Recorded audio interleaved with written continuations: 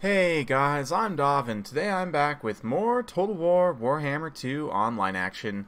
Today we're back with the Vampire Coast, another viewer-submitted replay. This time the Coast gonna be taking on the Dark Elves, so let's get straight to it here. Luther Harkon leading the way.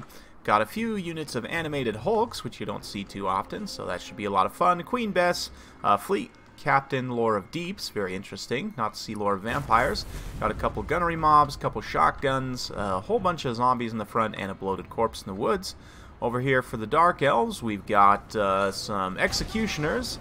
3 units of Executioners, very interesting in this particular matchup. We've also got some Corsairs, plenty of Dark Riders, a couple of Bolt Throwers as well. Marathi leading the way up in the air. Got some Dread Spears, couple Dark Shards, you know, typical edgy Dark Elf stuff. You can see Queen Bess already opening up shots, getting some really good damage done on those Executioners. This big juicy blob is just asking for a direct hit from Queen Bess, so there she blows, and oh man, just deletes that unit of Dark Shards there, having taken a ton of damage already. They're wavering, unsurprisingly. So yeah, Queen Bess already getting some really good work done. That being said, once the Bolt Throwers start to open up shots, they will be able to take Queen Bess down relatively quickly. So she's already got, what, 55 kills on some relatively elite units. Probably some pretty good value generated there. One more shot coming in here, probably going after this big old blob of Executioners. Unfortunately, doesn't quite make very good contact, but it is able to rout off those Dark Shards there. So yeah, relatively interesting matchup, and you can see Queen Bess definitely taking some damage with that Spiteful Shot. Obviously going to have better accuracy, and direct hit again on those Executioners, just doing a ton of damage to that elite unit. There isn't actually a whole lot else that could do damage to the Executioners. I mean, I guess the animated hulks have pretty good weapon strength, but their combat stats just really leave something to be desired. Only 30 attack and 20 defense with very low armor as well. The main reason why you don't see these guys too often, they are extremely squishy. Unfortunately, Queen Bess goes down there to the Bolt Throwers, Marathi's foul magic and everything. So yeah, she was able to get 79 kills at the end of the day, which is not too bad. Marathi's going to have to be careful though.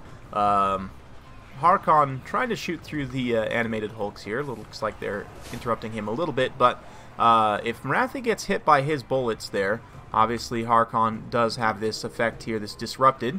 She has physical resistance, so that will apply, I believe. Marathi, if I can hold your unit card here for a moment. Maybe she doesn't have physical resistance, but at the very least that's giving her an extra miscast chance. Plus Harkon's able to do a pretty good amount of damage to her with the, you know, and with the Slongold and everything, keep her from regenerating too much Winds of Magic. You can see the Dark Elf player kind of pulling back a little bit here, and the animated Hulk's going to be taking a face full of fire from those Corsairs, who will actually do quite well firing into them. And you can see the animated Hulks just don't do that much damage when they come in for a charge. When the second unit follows up, they are going to start to do some pretty solid damage to those Corsairs, but they're also taking a lot of Overwatch fire from this other unit of handbows, and even the handbows and the Executioners and melee will be able to mostly win, especially with Dread Spears following up.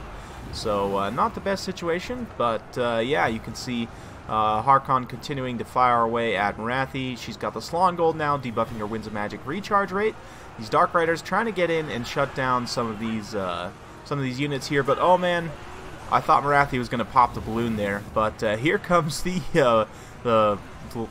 bloated corpse. Let's see where he goes. Is he going to run in the back? Nope, he decides to run forward, and oh man, a brutal bloated corpse there. Those Blackheart Corsairs definitely should have been focus firing on him. He came in and just got a ton of kills there against those Corsairs and the Executioners. Not the best bloated corpse what I've ever seen, but one of the better ones I've seen in multiplayer, certainly. And Harkon continuing to fire away at Marathi there, and she is kind of on the edge of the formation here, so he should be able to get in some effective shots. Meanwhile, the Bolt Throwers are using the Scatter Shot to go after some of the ranged units for the coast, which is a very good idea. The shotguns are actually doing some okay-ish damage to those Executioners over there. You can see they actually do take down a couple unit models.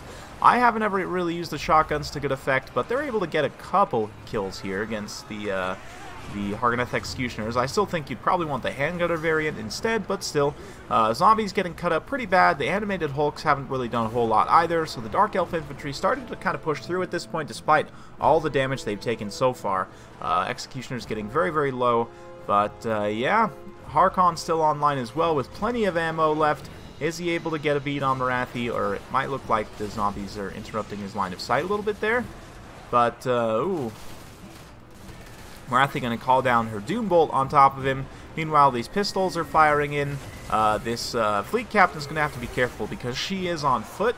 She counts as infantry. Obviously, the Hargonath Executioners get a bonus versus infantry, so she's going to take quite a bit of damage standing in this pocket and fighting here. Probably not the best. Then again, not Lore of Vampires, so it's not like you can really heal. This is another good showcase, though, of why I think Lore of Vampires is consistently better. In most matchups, you'd be able to heal and kind of stabilize some of these forces here that are crumbling, but excuse me. As it is, Morathi's going to dive down and try and go after Harkon here. This is honestly a little bit dangerous. Harkon's not a bad duelist, certainly, and against Morathi, you know, with his Disrupted, he's got the Power Siphon. Fog of the Damned is also in on Morathi at the moment as well, so, yeah. The Fleet Captain coming back here to support Harkon, unleashing that Fog of the Damned, which is a pretty nice, you know, area of effect melee attack. Upgraded, actually, minus 44 melee attack, which is absolutely brutal. Allowing these guys to be relatively safe from their enemies. But, yeah, Scattershot firing in just about out of ammo, having taken down most of the gunnery mobs, and the deckhands coming in to tie down these Dread Spears, allowing the shotguns to fire in from the side and do what, you know, what little damage they can. But with the gunnery mobs crumbling away, it's pretty much just going to be Harkon. Oh, I almost missed. There's still basically a full health unit of gunnery mobs here that's just got some excellent Overwatch fire. And Morathi, of course, with only 10 armor with the Hornswaggle up, she'll take a ton of damage from these non-AP missiles in particular. So, yeah, pretty good stuff there. Morathi taking some heat. And the Dark Elf still trying to push through Dark Shards, providing some Overwatch fire, firing into the gunnery mobs there. And the last few scatter shots still coming through, trying to target down these polearms and the shotguns and everything. Harkon, again, still plenty of ammo and still relatively healthy, but you can see Morathi just can't take the Overwatch fire here. The pistols, you know, from the zombies and from Harkon, everyone, it's just too much for her. She's going to go ahead and rout here with about 64 HP left. Very interesting that she's still alive. Might be able to come back and get one more Soul Stealer to heal herself up a bit, but nice use of these Dark Riders here, getting into the pistol mobs. As the Dread Spear is going to follow up from the other side, as the pole arms are just a little bit too slow to properly support here. Probably going to crumble off those gunnery mobs there, so that's a nice play, despite the fact the Dark Riders shatter there. These Hargonath Executioners and everything also not too happy in terms of their leadership, but we're going to fast forward a little bit through this mid-game here, mid to late game, as Morathi starts to come back. More units crumbling away, and now it's pretty much just Harkon versus the world here. You can see him starting to pop some pistols, picking off a unit or two of those Corsairs. Unfortunately, his bullets don't actually like pass through multiple unit models here, so he's just going to have to stand and take it. Dark Elves are just about out of ammo, and holy cow, man, you can't hit the broadside of a unit of Corsairs. I understand you're supposed to be better at shooting like characters and stuff, but you got to shoot somebody, Harkon. Come on. Anyway. This one unit of deckhands trying to reform ranks here. I guess one unit of pistols was able to stabilize in terms of its leadership there. But, yeah, the Dark Elves have used up a lot of their ammo at this point. Dread Spears probably will be able to win against deckhand mobs here. It's tough to say. But we'll go ahead and continue to fast forward a little bit as a late-game skirmish engagement gets underway. With the zombies crumbling away, they do manage to shatter some of those Corsairs, rout off some Dread Spears and so on, but they are going to crumble eventually. But yeah, Morathi with that Slon Gold, again, just debuffing her power recharge rate so she's not able to get that, what's it called, Soul Stealer to heal herself up a bit. Harkon does a great job running back into view of these gunnery mobs, and the gunnery mobs are going to sort of side shot into these very tattered Dark Elf units here. Because their leadership isn't the greatest at the moment, he should be able to rout some off, and Morathi's going to have to be careful. Oh, she gets picked off there by Luther Harkon at the last second. And with that, the Dark Elf forces are really going to start to have leadership issues. You can see quite a few units shattering outright upon Morathi's death. Dark Shards shattering, and that's going to be army losses and a victory for the Vampire Coast. So very fun battle. Well played to both players. Hope you guys enjoyed watching.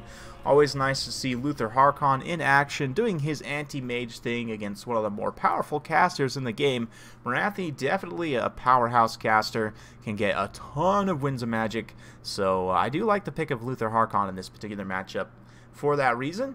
Any matchup where you think you might be facing, you know, one of the top tier casters, or like the vampire counts, for example, where you're guaranteed to face a caster that's critical to the army's success, Harkon's the way to go, I would say, in those matchups, definitely. 87 kills here, able to do a pretty good job. 48 on that bloated corpse, not too bad at the end of the day. 79 on Queen Bess. She did get taken down a little bit early there, but did some good damage to the Executioners, who were able to get a ton of kills regardless. 179, 146, and 56 with XP chevrons to go around. Despite the heat the Dark Shards took as well, they also managed to get a pretty sizable number of kills there.